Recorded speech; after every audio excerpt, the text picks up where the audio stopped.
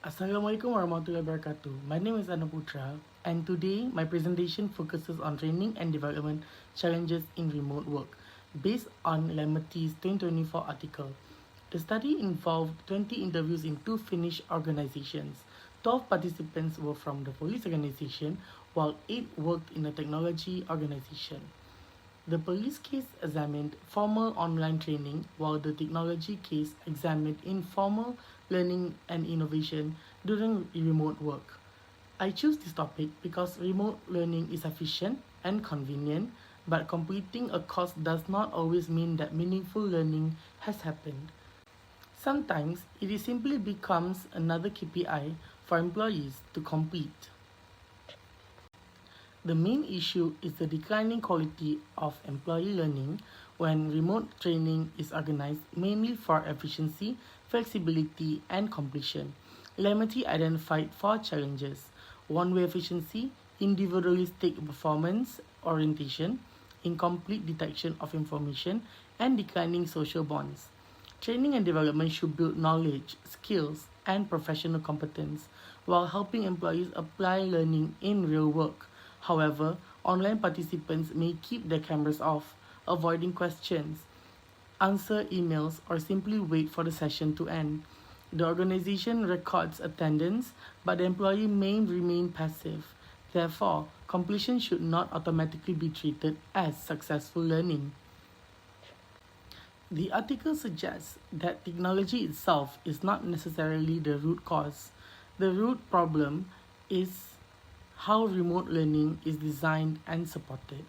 Organizations may focus on speed, cost savings, and completion rates rather than understanding. Training may rely on recorded lectures, slides, reading materials, and final tests with limited discussion, feedback, and practical activity.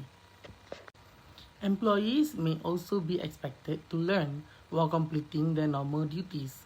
Emails, calls, and urgent work reduce their concentration and motivation. Remote work further limits spontaneous conversations, observation of colleagues, and access to physical tools or artifacts. At the same time, responsibility for learning is shifted to employees even when suitable learning conditions are not provided. For employees, these challenges can cause poor concentration, lower motivation, and difficulty remembering or applying the content. Reduced interaction may also create isolation and weaken trust, belonging, and workplace relationships. New employees may struggle even more because they have fewer opportunities to observe others, ask informal questions, and understand the organization culture. For organizations, the main risk is a gap between course completion and actual competence. Knowledge sharing and collaboration may decline. Innovation can also become weaker because ideas are less likely to emerge through spontaneous conversations and shared experiences. Over time, this may damage organizational culture and reduce employees' willingness to participate seriously in development activities. The first relevant perspective is socio-cultural learning theory. It views learning as a social process involving interaction between the individual and the community and the environment. Employees learn through participation, observation, shared activities, language, tools, and physical artifacts. Remote work becomes challenging when these social and physical elements are missing. The second perspective is behaviorism. Here, the trainer is the expert, while employees receive information and are later tested.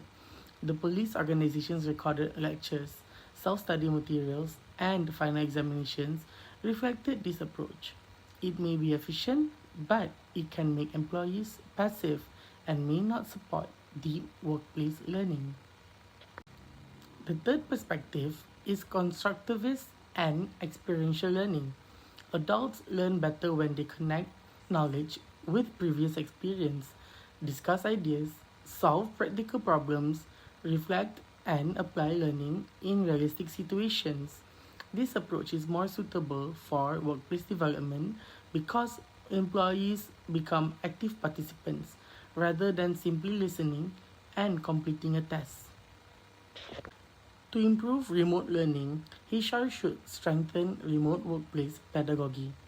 Sessions should include discussions, questions, reflections, case studies, and practical exercises instead of only one way delivery.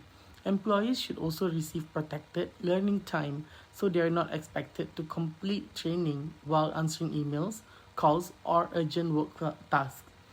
Training should be relevant to employees' roles and connected to real workplace situations. Organizations can use practical assignments, demonstrations, coaching, and problem solving activities. Learning should also continue after the session through refresher trainings, follow up discussions, and feedback. This helps employees remember the content and transfer it into their daily work. Organizations should create more opportunities for formal and informal interaction, especially for new employees. Managers should also understand modern learning approaches and actively support employee development.